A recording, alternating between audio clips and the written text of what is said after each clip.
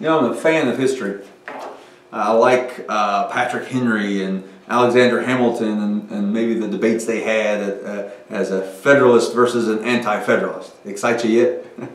I love the fact that as we look at the first years of our republic in 1700s and the wars that we fought for our freedom, I mean I like that kind of stuff. And then even here in local history or state history, Europeans settled Indiana. So history is important, and I love history, and I love to figure out who we were, because I think sometimes who we were determines who we are. And we've talked about Frimer's Chapel having good DNA from John George Frimer.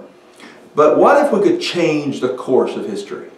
I think sometimes we think that history is something in the past, of course, and yet it's just kind of, we kind of go along as if history in front of us has already been determined. For some reason we think that, but I don't think that's the case, because I read through Scripture, and sometimes when men and women who are faced with incredible crisis or they're faced with situations and they beseech God, God, can we change history?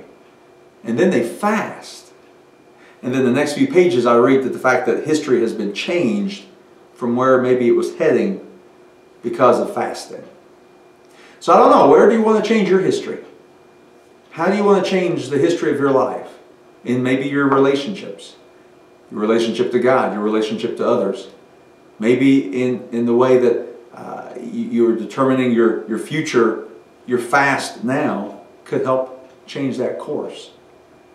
Worth a shot. That's what they did in the Scriptures. And they saw history change. So let's try it together.